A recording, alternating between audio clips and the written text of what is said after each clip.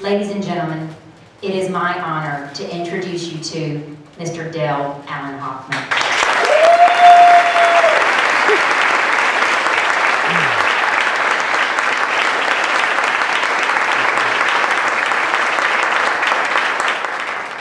Wow, you lifted me off the ground with that one.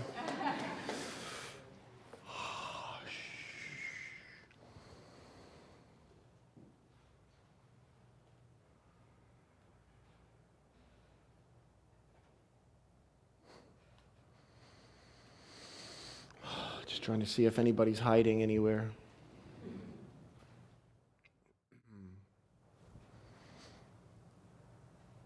Before I begin with a little bit of prayer, I'm going to ask you to listen in a way that you may not be accustomed to listening. What I mean by that is this. Let go of trying to keep up as much as you're able to. Let go of trying to keep up with all the words that I'm saying and just be open to what's moving through you, the energy, because it's really not about the words that are coming out of my mouth. It's much more about the energy in the room, whether you can feel it yet or not. It's here. It's pretty thick. So what we're going to do, we're going to begin with what I love to begin with to set the space, which is toning. We're going to make a sound that's the first word of the Lord's Prayer. We did this at the first service as well, because it's just one of those sounds that just brings us back home. And in a much more Eastern dialect, it would sound like aoun, and the sound we're going to make is aoun, aoun, like A-O-O-N. Okay, say that once. Aoun, aoun. It's like a swooning feel to it.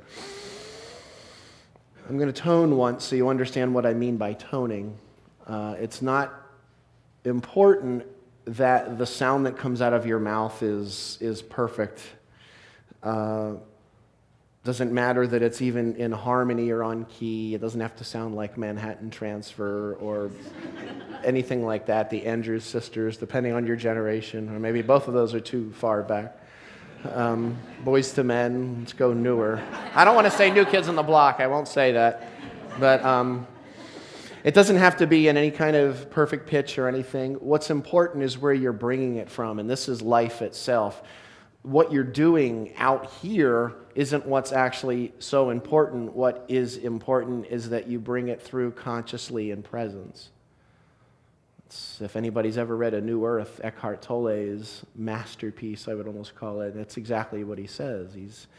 Your purpose is to come through, is to birth in presence. And that's what the seventh beatitude is. Tu vehun, lebdai shlama, dafnoida allahanit karun. Not blessed are the peacemakers, but that word actually means plant peace or birth peace, those who birth peace, for they shall become not just children, but open vessels, channels, conduits of the absolute only being. And that happens when you're present right now, okay? So the sound is going to sound like this. I'll do it once, just listen.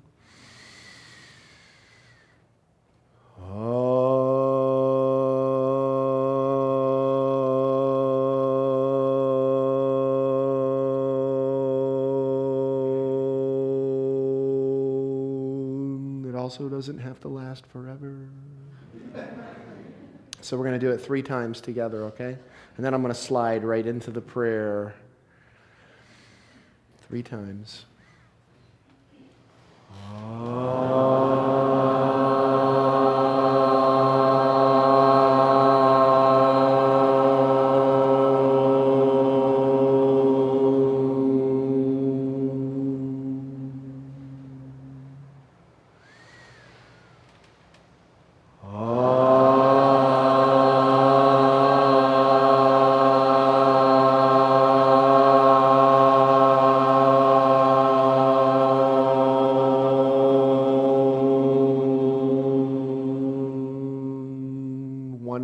Everything you have into this power, clarity, and focus and intent. Let it ring out, okay?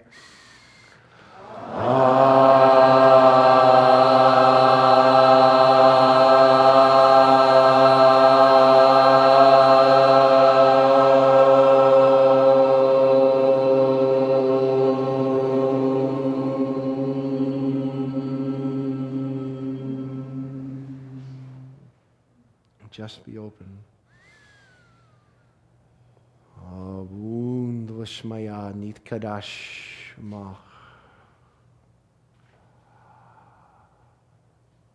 Te Malkutach. Mehwait Sibianakai Kana. Vashmaya Ab Ba'arha.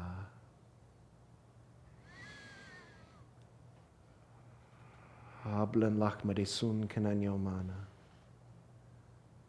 Washwoklan Haubein Walk Dahain.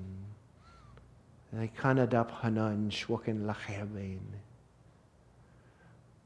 Wala Tahlan Lenesiune.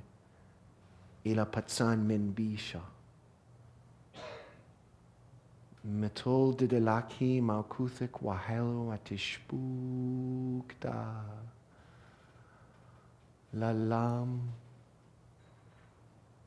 Almin Amen.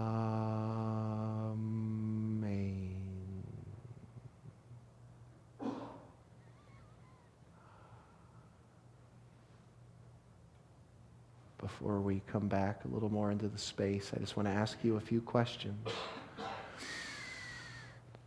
Are you breathing or are you being breathed?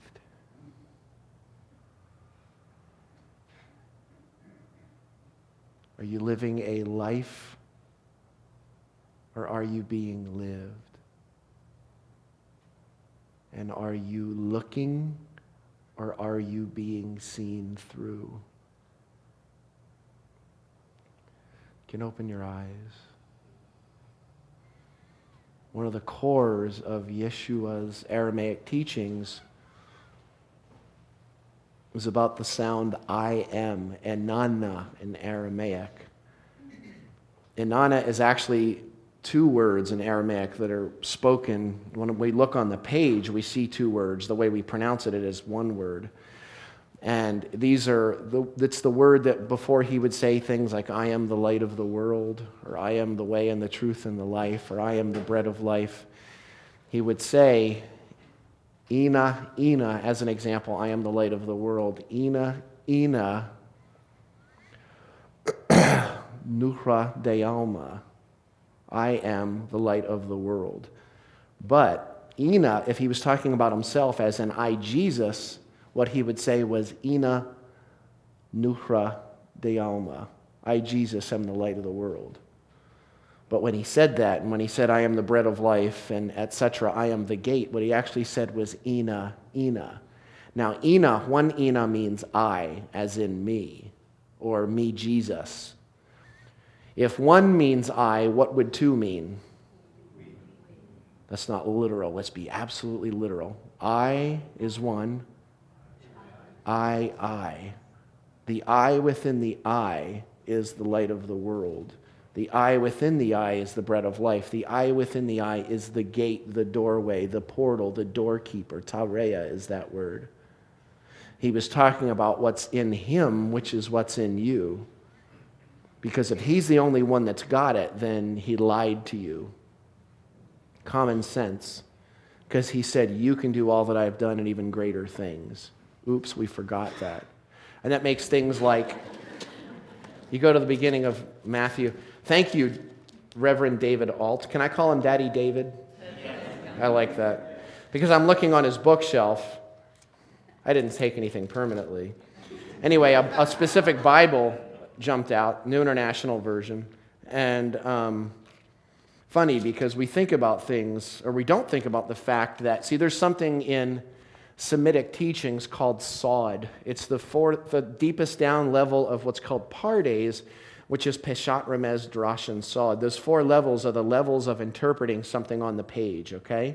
And you can see it in these four different levels. Peshat would be the absolute top level, which is just the literal, what's on the page. Sod means secret, but sod doesn't mean secret as in you're not allowed to see it. What it actually means is that it's right in front of your face, and you're not seeing its true nature. You could have a sod level of a relationship with a child that you've never seen your child, even though they're there in front of you every day, and then all of a sudden you just look, and it's like, now sod, it's kind of like Cain kills Abel. Cain gets banished. from the family, the only family on earth, and then he goes and starts a new family. With who? That's Sod. Sod is going to the beginning of Matthew, Mattai in Aramaic, and it starts out with lots of begatting. Lots of begatting. About a page and a half of begats. It's his lineage, record of the genealogy of Jesus Christ, the son of David Mikael, the son of Abraham. And it goes through all these different people, and it ends up with Jesus. Who's right before him in his lineage, in this book, in the Bible? Joseph, stepfather. It's not Jesus' lineage, right under your nose. Wait a second. I thought he was an immaculate conception. He doesn't have a lineage. Oops, that would be a secret. It's right under your nose. Or then, of course, in Luke, they go in the opposite direction, and it goes right from Adam up to God. Even bigger stuff. But Sod is what happens when you're fully conscious in any moment and you see things as they truly are. I just lost, for me, someone that was it hit me harder than I realized. A couple weeks ago, Richie Havens, who was a really dear friend of mine, an amazing inspiration. He's the reason I wear essential oils for the past 2 decades. Richie was the guy who was first on at Woodstock, just this amazing person. And then last week, it was Ray Manzarek from The Doors, and I've got Aldous Huxley quote, "When the doors of perception are cleansed, things appear as they truly are, infinite." And this is a quote from, it's a book called The Modern Christian Mystic, Finding the Unitive Presence of God, from Dr. Albert LaChance. Albert is the guy, if anybody's ever seen my DVD, he looks like Santa Claus. I was just with him last week or the week before up in New England, and it's funny because you go places and kids are like, and they always want to sit on his lap, and I'm like, don't let them sit on your lap. There's just too many things people can read into that today, but I want a bicycle, but it's the Santa effect. This is an incredible book for anybody who is a recovering Baptist or recovering Catholic. Actually, there's precious jewels in both, but not everybody gets out unscathed. And that's actually, I'm repeating what people tell me. They use those words. I just want you to be open to what he's saying here. Imagine light, the first light, the light of God streaming over the horizon of the beginning. Thus was the universe conceived of nothing but the Christ Logos, the presence, the consciousness of God, the emanation. In that sense, the universe is itself a virgin birth, born of no thing but the consciousness of God. The universe is a divine child born of the selfhood of God, expressed as light. Imagine for a moment a gushing font of fire spraying forth into the dark womb of nothingness. Did you know that light can only be seen once? Once you see it, it's gone and it never exists again. Every single micro nanosecond that you're experiencing light, no one is ever seeing the same manifested light. It all happens, it's just, in the words of Meister Eckhart, God is, I'm paraphrasing, constantly begatting the only begotten in every moment of time, over and over and over and over. When you're connected in with the presence, that becomes very obvious to you. Speaking of light, I mentioned this in the first service. There's a quote from Arthur Young in a book, The Expansive Universe, and he talks about what we call the fall of man. And he says how quantum science, quantum mechanics now provide confirmation for the ancient notion of a fall, for the same process by which light first precipitates or condenses into matter, losing a degree of freedom in exchange for permanence. Light condensing into matter, consciousness condensing into you. And we become so obsessive about all the points of entry, not understanding that there's really only one point of entry. Alan Watts said that we are the universe looking at itself from billions of points of view. Whoa. So what I'm going to talk about is light. light. In the Coptic Gospel of Thomas, Yeshua says, if they say to you, where did you come from? Say to them, we came from the light. We came from the place where the light became manifest. Manifest is a Latin word that means obvious. It also means hand, manus. Where the light became manifest through their image. If they say to you, is it you? Say to them, we are the elect or the single children of the living one. And if they say to you, what is the sign of the living one within you? Say to them, it is movement and rest. Movement and rest. This morning, in the earlier service, I talked about what are some examples of movement and rest that shows that somebody's alive. Breathing, that was kind of obvious. Yes?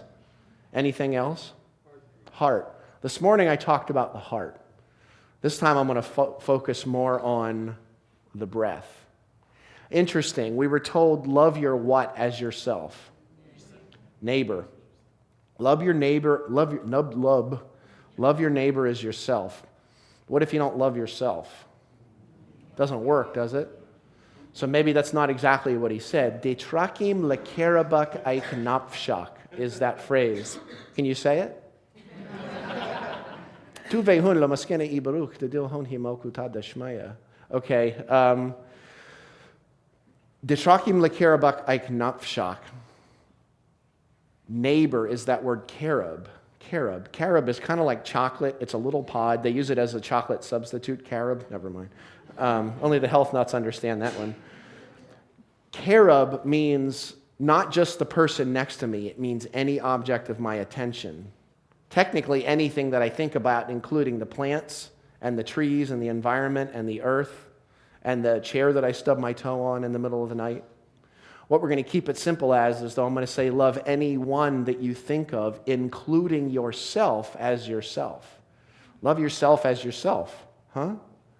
Okay, hold on a second. Love anybody that you think of as yourself. And again, I say, what if you don't love yourself? That word self in Aramaic is nafsha. It's nefesh in Hebrew. It is nafs in Arabic. It is psyche, not psycho. It is psyche in Greek, which actually means soul. Has a deeper meaning in Aramaic. That word nafsha, the literal black and white translation, is breath of life. Love anyone that you think of as the breath of your life. Let's say that we go out, find some water, and I just immediately push your head underwater. What do you want more than anything? Breath. Think of that when I'm holding you down, and cancel the thought, I wouldn't do this, but holding you down and holding you down, that's how you love everyone, including yourself. What's the first thing that happens when that one person walks into the room that you can't hack? Or they say just the right thing, or something crazy happens on television, kind of like the Boston bombing.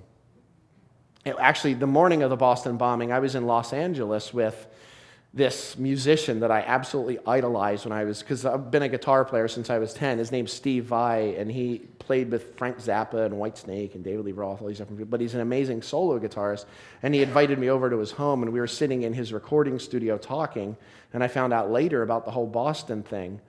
But think about that. Love anyone you think of as the breath of your life. Let's say that someone walks in and you're doing good and you're very spiritual and you're, very conscious, and then someone comes in and they give you just the right look. And it's just the one person that can do it. They can give the look to 50 people, but only one person. There's only one person that's reacting, and then it's you. If something's happened to you 87 different times with 42 different people, who's the only one that was there every single time? Me. Now, what I'm going to talk about here is this. The first thing that we do mechanically when things become overwhelming, the system gets to what we call a point of entropy, which is where the system, it's called the evolutionary moment of truth. It works in engines, mechanics, physics. It's going to break down if there's not some sort of, let's just say, lubrication in the system to bump it up into a higher awareness, bump it up into higher energy. And we've been praying for more energy, and we want more light, and we want more consciousness, we want the awakening, and then we complain because our lives are falling apart. But the reason your life is falling apart is because you're resisting that light, that presence, that consciousness that's moving through you. The only way you're going to grow is if something falls by the wayside. There's no other way that it's going to happen. I mentioned this morning that my minister back in Asheville, North Carolina, Barbara Waterhouse, her license plate says, "Be more." You're not going to be more if you're stuck with what you are and you want this like smooth, comfortable journey. But I will say this, your suffering is in direct proportion to your resistance. So if you feel like things are falling apart and you're suffering, it's because you're resisting what's happening. This awakening is only going to happen if we're all in this together in one singular unit. Now, I've got a little bit of a story I'm going to give you, but I want to read something first. This is from Daddy David's New International Version. Then I just closed it on myself. If thine eye offend thee, pluck it out. It is better for you to enter into the kingdom of God with one eye than having two eyes to be thrown into hell. Warm and fuzzy. This sounds even better. Where their worm does not die and the fire is not quenched. Everyone will be salted with fire. Ooh, interesting. And then there's an entire line that was deleted in this Bible. And every sacrifice will be seasoned with salt. It's not even there. Interesting. Does anybody know what the italicized words are in the Bible? It means they added them. They weren't actually there. Somebody put them in. Just a thought. Actually, and without reading this, my favorite quote from the King James says, "Salt is good, but if salt have lost his saltness, wherewith will you season it? Have salt in yourselves and peace with one another." What? Is that about Pizza Hut? I mean, what is that? I don't even know what that means. But anyway, the Aramaic's the Aramaic does say, if thine eye offend thee, if your eye causes offense, whatever it may be, pluck it out. Better for you to have one eye than two eyes. Now, what do you think they're talking about there? Do you think he means plucking out your eyeball? And he talks about the hand and the foot earlier. If thine eye be single, your body will be full of light. When he's talking about two eyes, he's talking about being stuck in duality, the good and the bad, the positive and the negative, the masculine and the feminine, conscious and unconscious. I'm doing good, I'm doing bad. Things feel great, things feel crappy. Stuck in that. Welcome to hell is what he's talking about. Better to have one eye to enter into the kingdom of God. Now, I talked about this a bit this morning. Kingdom of God, one eye. The word or the light of the sun in ancient Aramaic is a metaphor for the light of God. Now, what happens when you move closer to the light of the sun? You what? You burn. Now, I'm going to ask you a question that not everybody's going to want to answer, even though you know the answer to it. What happens when you move closer to the light of God? You burn. Why? Because there's something in you that still buys into the notion that you're separate from that light. And as that light expands in your life, it doesn't feel so good sometimes because you're still buying into these old belief systems, these old frames, these old fences. So you start to resist that light. And when you start to resist that light, what happens? You start to suffer. And then you complain that your life is falling apart and the world is going, in the words of Greg Braden's sweet old mother, to hell in a handbasket. Now, it's a little different in the Aramaic. Here it says, have two eyes to be thrown into hell. If you look in the original 1611 King James, it says, cast into hellfire. If you look in the New International Version, which is the one version of the Bible I would absolutely recommend against reading, especially the latest revision, is just filth. And I don't say that, it's not something that I like saying necessarily, but it's just absolute garbage. It's the worst translation ever. What they do is they retranslate every few years to be more in line with their current political and economic belief systems. And I'm not saying that they go back to original texts and make it as hi-fi as possible. I'm saying that they're like chasing this wheel that changes every few years. In the Aramaic, it says, better than to have one eye than to have two and to be cast into Gehenna. It doesn't say hell, it says Gehenna. Does anybody know what Gehenna is who hasn't been around me before? What is it? I caught you. No. Well, you know, it's funny. We think Gethsemane is a garden, but Gethsemane means olive press in Greek, which wasn't something that happened outside. They pressed their olives in caves. So he was actually probably in a cave in that instance. That's just one little word thing. Gehenna was actually the city trash dump. And it was on the south side of Jerusalem, the valley of Gehenna. It's where they would burn the trash. The bodies of the people who were crucified that couldn't afford a proper burial or who they thought just didn't deserve one, they would burn the bodies. They were sacrificing living children to the god Moloch right up to the time of Yeshua's life. Living children. They also did something else in Gehenna. They would actually cast people down there that had mental issues, physical deformities, especially at night, because they didn't want you mucking the city up at night, the inner walls inside the inner city. So they would send them down there. And if you look, people love to pull things out of context. If you look earlier in what the guy was asking Yeshua here, he's basically saying, look, what do we do? What about someone who has so much stuff going on in their consciousness, they essentially don't even know who they are anymore, and they're stuck with this intense duality of good and bad, and fire and light, and all these different things. What are they supposed to do? And he's basically saying, look, if you want to act like a nut job, you're going to get sent down with all the other nut jobs, is all that he's really saying. And I asked this morning, for anyone who wasn't here this morning, does anybody know when our modern idea of hell was born in the Jesus teachings? No, they were not there in the beginning. Anybody know where it comes from? There's a little bit that happened in the 4th century, but it actually comes from the 13th century, Dante's Inferno, the Passion play, the Divine Comedy, Divine Tragedy. Most of the ideas of this eternal hell that you burn in were added to his teachings over 1,000 years after he had already passed from the earth, if it happens the way we were told anyway. It goes on and it says, where their worm does not die and the fire is not quenched. That word worm is interesting. In Aramaic, the word is taulehun. And what that means is a worm, a serpent, or a dragon that consumes its own tail and emits either light or fire. Okay?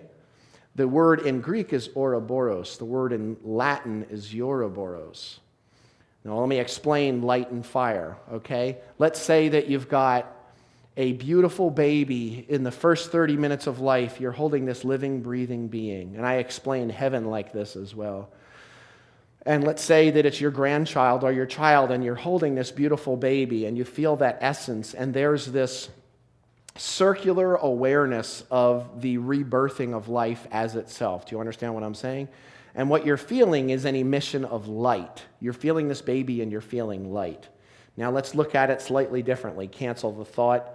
Let's imagine that it's your child, your grandchild, and they were just a few weeks old and they died. Now you're still going to feel a circle. You're still going to feel that circular nature of life, but it's not going to feel like it's emitting light anymore, is it? It's going to feel like what? Fire.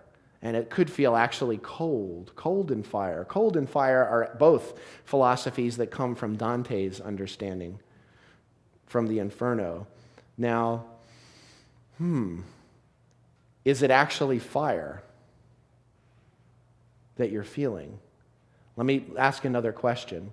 Yeshua talked a lot about those that are near to me are near the fire, those that are far from me are far from the kingdom. The word fire that he used was nohrata. Nohra is the word for the feminine light of the moon. It's the same word for human awareness. Ta genders the word feminine. What feminine means is this. It's not a physical fire that can burn you. It's actually an experiential fire that happens in your being. It's something that happens inside of you, in your consciousness. Now, the point that I'm making, I'm going to expand on it a little bit, is this. There's no such thing as the fire of hell. There's only the light of God. When you resist that light of God, you create the fire of hell. And it's a matter of personal choice. And then you complain about it, and then you feel suffering, and then it regurgitates and regurgitates until it completely breaks you down and you burn up in the fire. He was always talking about stuff being thrown into the fire, and he was never talking about fire is a bad thing. Funny, because he would say things like in the Gospel of Thomas in Coptic, it says, that which you bring forth from within you will save you. That which you do not bring forth from within you will destroy you. So I'm going to read on a little bit here.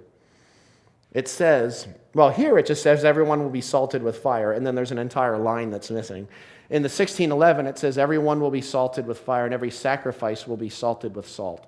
Okay, it's a lot of salt. Aramaic is a little different. There's a word that in the Aramaic, in the first case, it says netmluk. In the second case, it says tetmluk.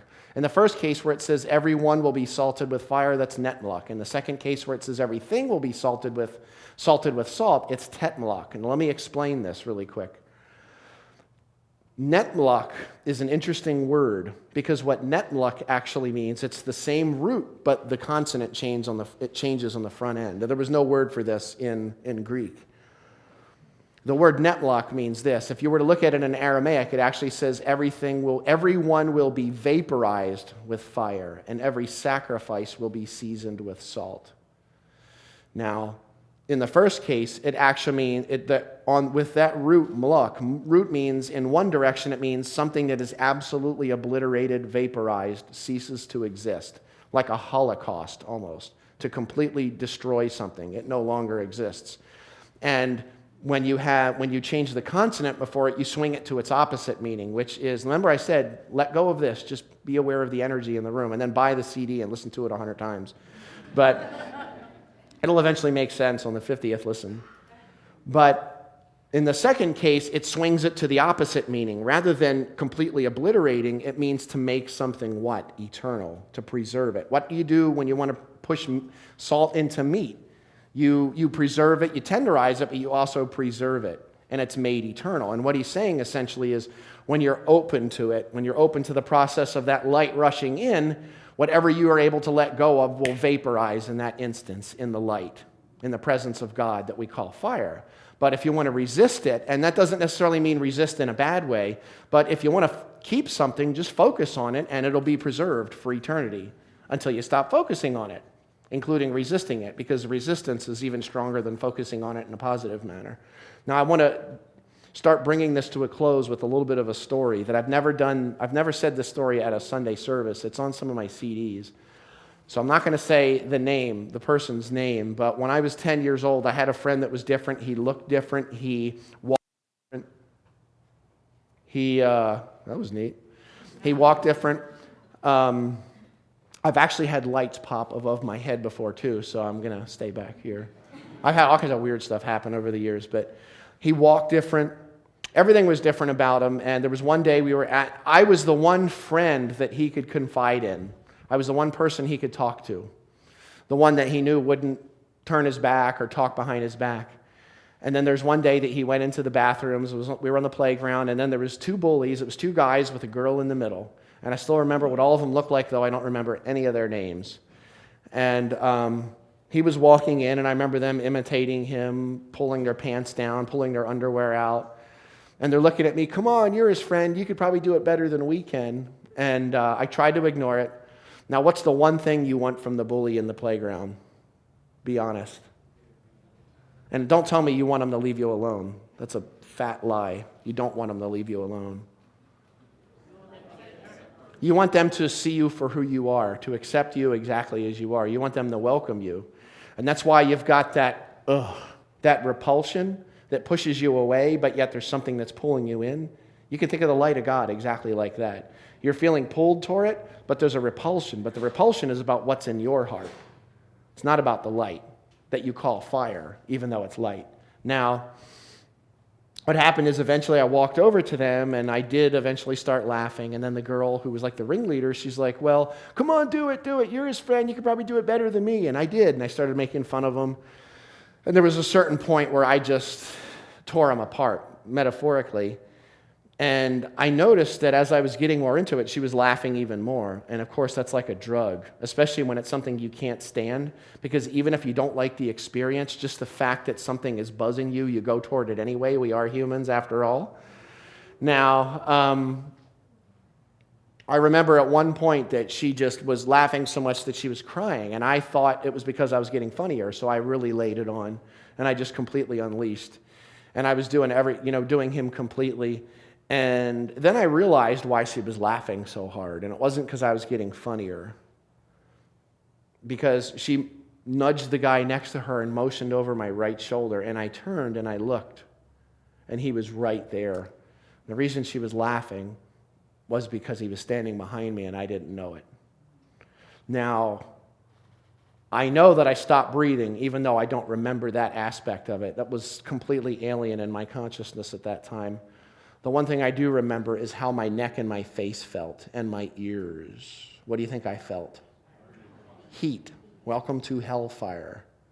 I do remember that my elbows, my hips, my knees, my ankles, everything was loosey-goosey. And where did I want to go? I wanted to go down into the earth. That's what the third beatitude is. Not blessed are the doormats, as in meek, but rather blessed are those of absolute humility. Makike is the word in Aramaic, completely open, flowing, and liquid. The Tao is like a river flowing home to the sea. Because when you can let go of everything, you realize that you are everything. It doesn't say inherit the earth at the end of that beatitude. It says you realize that you are the earth. When you let go of everything that you think you are, you come into the realization that you are everything. Just like when you can allow someone to be who they are not is allowed to fall away, and that includes yourself. Now, I remember it distinctly, that burning. I can tell you one thing I didn't do. I did not look in his eyes. I did not breathe. I'm positive.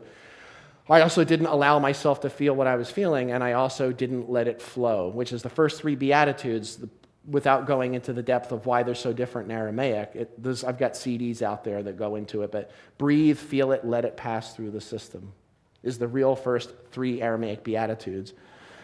Now, this brings back something to me to close this with something that happened to my son, Mikey, a few years ago. Mikey is incredibly sensitive. He's going to be 12 in August. Today is actually my daughter Lucinda's 14-year birthday, and Shemaiah, which is the word heaven, our little one with the Cindy Lou Who pigtail, she's wandering around somewhere. Her birthday was last Sunday. But something happened to Mikey in school a few years ago. And it's interesting because people see how now when he gets angry or scared or whatever it may be, he starts lashing out. Like if he starts crying, then he'll get angry. And then he'll cry more because he's afraid of his anger. But the reason he was angry is because he was afraid of his sadness.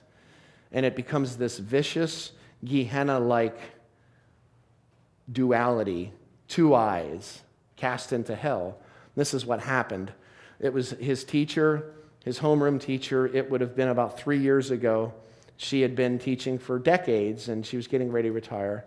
And there was something, I don't remember what he had, but there was something he had that he wasn't supposed to have in class, so she took it from him. And Mikey didn't want to lose it. And he started to cry a little. And then she started to tell him, don't cry, get over it, grow up. And he kept crying.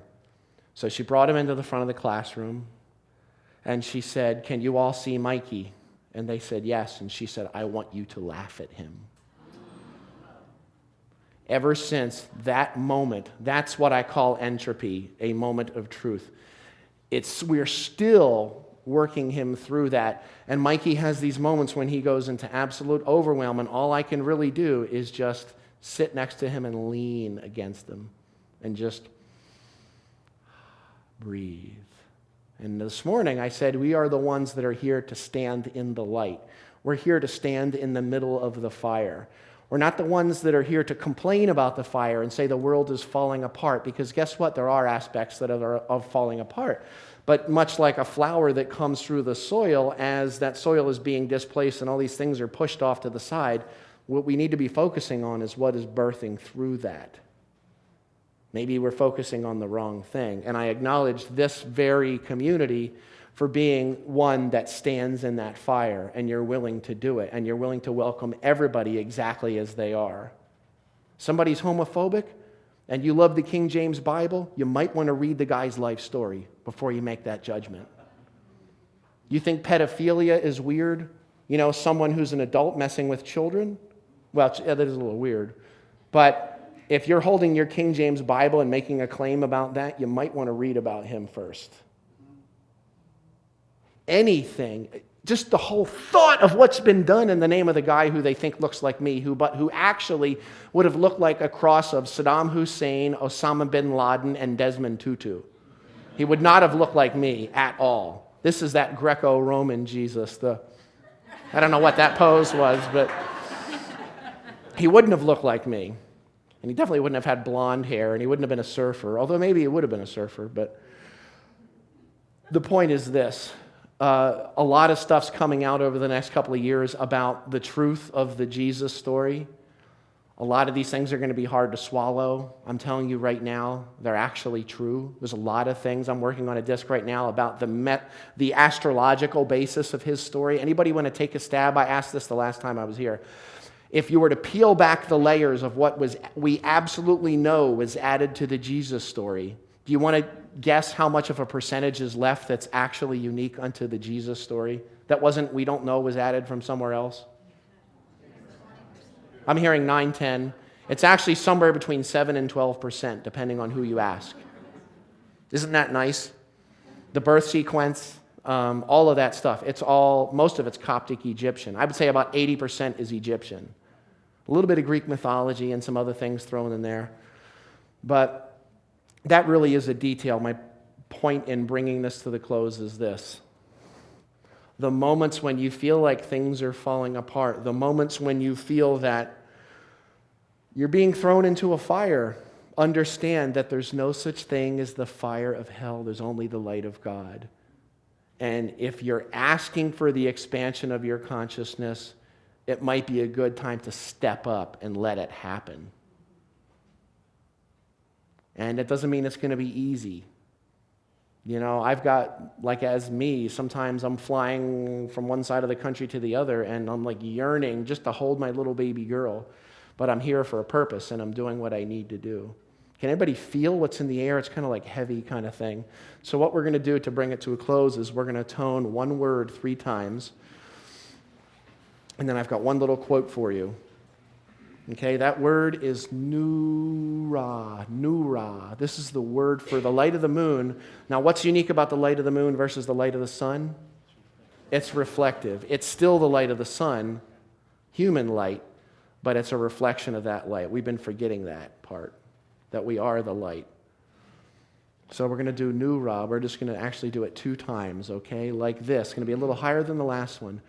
Nu, way high, okay? We're going to go nu ra 2 times, okay? If you can't hit the note, that's okay. Nu.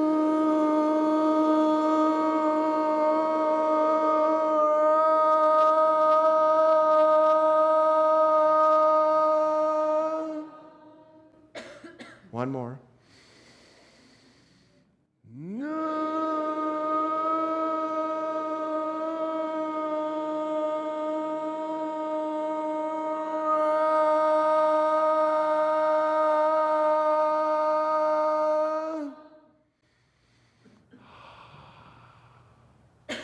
That ra sound is actually an Egyptian word that means a shining forth of heat and light. It was also the word for the sun. It was also the word for Horus, which is where most of the Jesus story comes from. 12 disciples born on December 25th of the Virgin Isis Mary, the whole 9 yards. But I just want to leave you with this one last phrase. Blessed are the solitary and elect.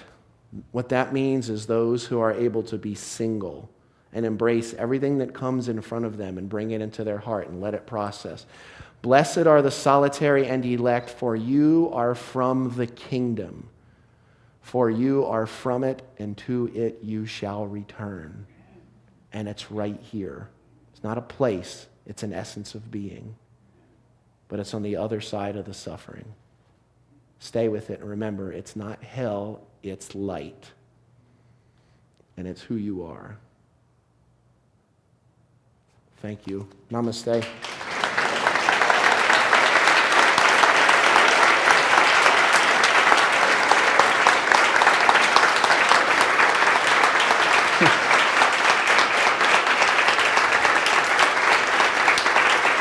Thank you.